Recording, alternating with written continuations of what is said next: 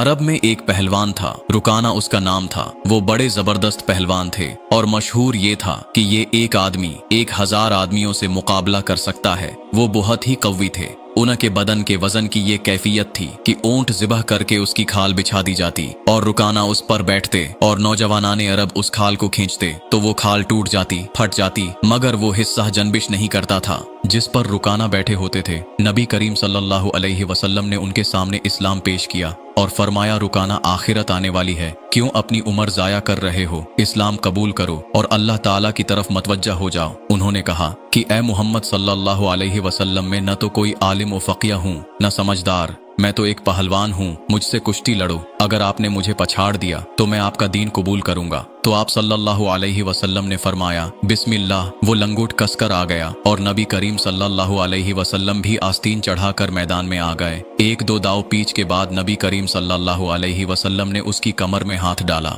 और एक हाथ से इस तरह उठाया जैसे कोई चिड़िया को उठाता है और आहिस्ता से जमीन पर रखकर छाती पर बैठ गए और फरमाया कि रुकाना, अब कहो। मगर रुकाना को यकीन नहीं आया कि मैं पिछड़ गया हूँ, क्योंकि किसी ने आज तक उसे पछाड़ा ही नहीं था। और नबी करीम सल्लल्लाहु अलैहि वसल्लम ने इस तरह पछाड़ा कि इतनी वजनी लाश को एक हाथ से उठाकर नचाया और आहिस्ता से रख दिया। उसने कहा कि मैं पछड़ गया हूँ, मुझे तो यकीन नहीं आया, एक दफा और कुश्ती करो। तो नबी करीम सल्लल्लाहु अलैहि वसल्लम ने फरमाया कि बिस्मिल्लाह। फिर आपने एक दो दाव पीच के बाद कमर में हाथ डालकर उठाकर नचाया और आहिस्ता से जमीन पर रख दिया। फिर फरमाया कि अब बताओ, यही शर्त तो ठहरी थी कि अगर तुम पछड़ गए तो इस्लाम कबूल कर लोगे। उसने कहा कि मोहम्मद, ये आपके बदन की कुव्वत तो है नहीं कि मेरी लाश को चिड़िया की तरह उठा कर नचा दे। मालूम होता है कि आपके अंदर कोई चीज है। तो नबी करीम सल्लल्लाहु अलैहि वसल्लम ने फरमाया कि मैं उस अंदर वाली चीज ही की दावत दे रहा हूँ, बदन की दावत नहीं दे रहा हूँ। चुनाचा रुकाना ने इस्लाम कबूल कर लिया और इस्लाम में पुख्ता हो गए और बड़े बड़े काम भी किए। एक मर्तबा बहुत से चौर आए और रात को बहुत से ऊंट बैतुल माल से चुरा कर चलते बने। उनको पता चला तो नबी करीम सल्लल्लाहु अलैहि वसल्लम ने उनको फरमाया कि लोगों, उनके पीछे दौड़ो।